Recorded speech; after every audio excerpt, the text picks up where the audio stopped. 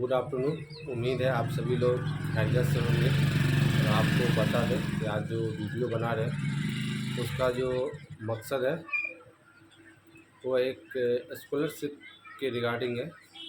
जो आपको बता दें कि 10वीं और 12वीं में जितने भी स्टूडेंट एग्ज़ाम देते हैं वो फर्स्ट क्लास, सेकेंड क्लास या थर्ड क्लास से जो पास होते हैं उस सभी के लिए मुख्यमंत्री प्रोत्साहन राशि दिया जाता है। इसमें हर एक कैटेगरी का अलग अलग मिलता है। आपको बता दें कि जो फर्स्ट क्लास से पास होता है उसको 10,000 रुपया मिलता है। जो सेकेंड क्लास से पास होता है उसको 8,000 रुपया दिया जाता है वो 10th के लिए। और जो 12th वाले लोग हैं, जो 12वीं वाले लोग हैं, उसको फर्स्ट डिवीज़न वाले को 25,000 रुपये दिए जाते हैं। और आपको ये बता दें कि जो अनुसूचित जनजाति है, जो छोटे कास्ट से शेड्यूल कास्ट से आते हैं, जो एससी और एसटी कास्ट से आते हैं, उन सभी के लिए जितने भी बच्चे पास हुए हैं, जो भी डिवीज़न से फर्स्ट सेकेंड थर्ड, उन सभी को पैसा मिलेगा। उस सभी का प्रावधान है।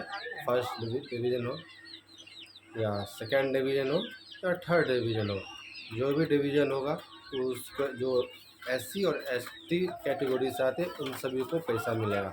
लेकिन जो ओबीसी या जनरल में आते हैं उसका कैटेगरी का पैसा मिलने का अलग अलग है कैटेगरी से।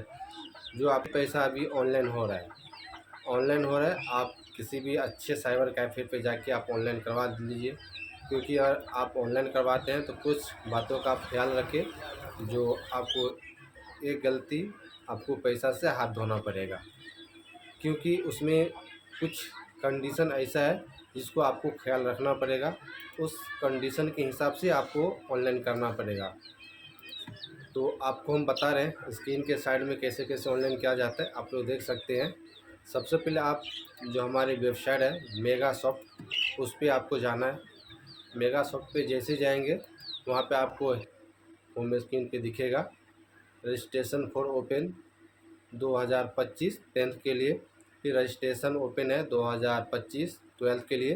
फिर अनुसूचित जनजाति जो एससी और एसटी का है उसका अलग से ओपन रहता है, उसका अलग से एक शेड्यूल साइट में अपडेटेड है, वो लोग वहाँ जाके करेंगे। जब आप जनरल वाले और ओबीसी वाले के लिए मैं एक बताना चाहूँगा, जब आप लोग ऑनलाइन करते हैं तो सबसे पहले आपको रजिस्ट्रेशन नंबर मांगा जाएगा। जो आप 10th में 12th में जो रजिस्ट्रेशन किए होंगे तो रजिस्ट्रेशन कार्ड आपको मिला होगा, और रजिस्ट्रेशन कार्ड नंबर डालिए।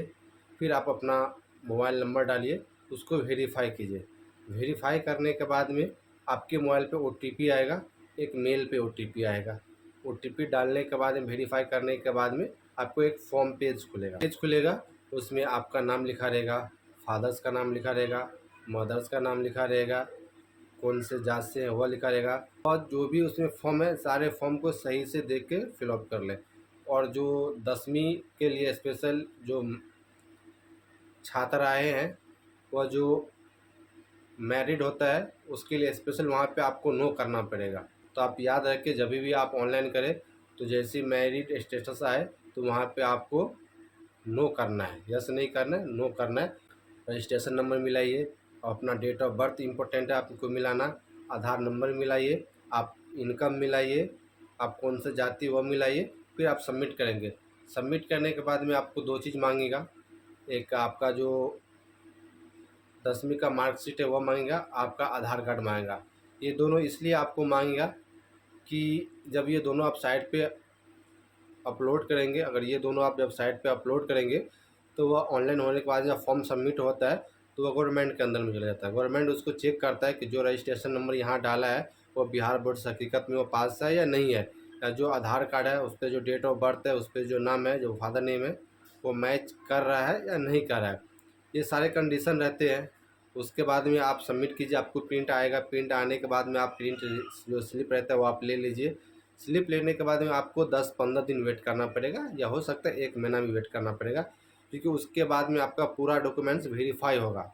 जैसे आपका नाम, date of birth, registration number, उसके बाद में आपका मोबाइल नंबर, ईमेल आईडी, सारी डिटेल्स आपका वेरीफाई होने के बाद में लास्ट 1 महीना या 2 महीने के बाद में आपके मोबाइल पे एक मैसेज आएगा। वो मैसेज आपका यूज़र आईडी पासवर्ड रहेगा।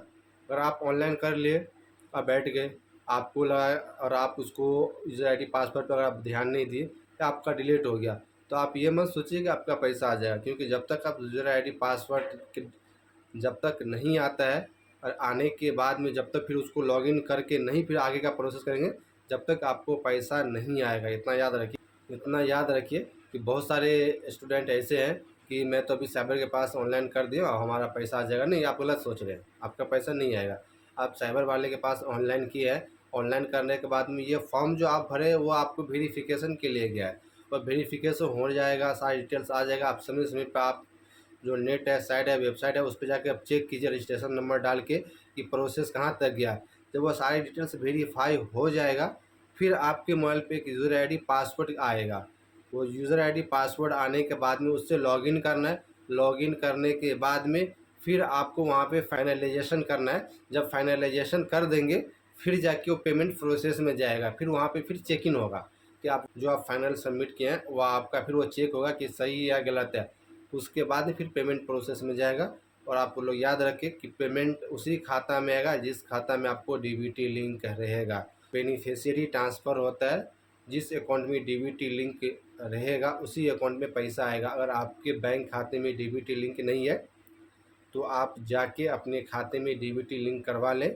बैंक वाले को बोलिएगा कि मेरा इस अकाउंट से, मेरा इस बैंक खाते से डीबीटी लिंक नहीं है, आप लिंक कीजिए। आपका फिंगरप्रिंट वहाँ पे लिया जाएगा, आपको लिंक कर दिया जाएगा।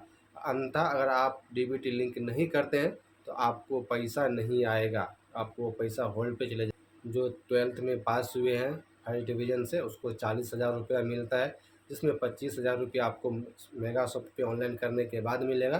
15,000 रुपया आपको कल्याण विभाग से आपको दिया जाता है। जो आपको कुछ फॉर्म होता है, कुछ फॉर्मेलिटी होता है, वो आप पूरा एक्वायर करके आप कल्याण विभाग मधुबनी में जाकर सबमिट कीजिए। 10 से 15 दिन में वो पैसा आ जाते हैं। जो लोग अभी तक ये नहीं किए हैं वो लोग अपना जाके करवा लें, नहीं तो वो पैसा आपको नहीं मिलेगा। फिर 25,000 पे ही आपको रुकना पड़ेगा। फिर पैसा उसका ऑनलाइन हो रहा है, वो आपको मधुबनी कल्याण विभाग में जाके सबमिट करना पड़ेगा। तो आप जाइए वहाँ पे सबमिट कीजिए, पैसा लीजिए। सरकार आपको प्रोत्साहन राशि दे रही, आपने अच्छा काम किया, आपने अच्छा नंबर से पास किए हैं, तो आपके लिए दिया जा रहा है। आपको इसको फ़ायदा उठाना चाहिए और लेना चाहिए।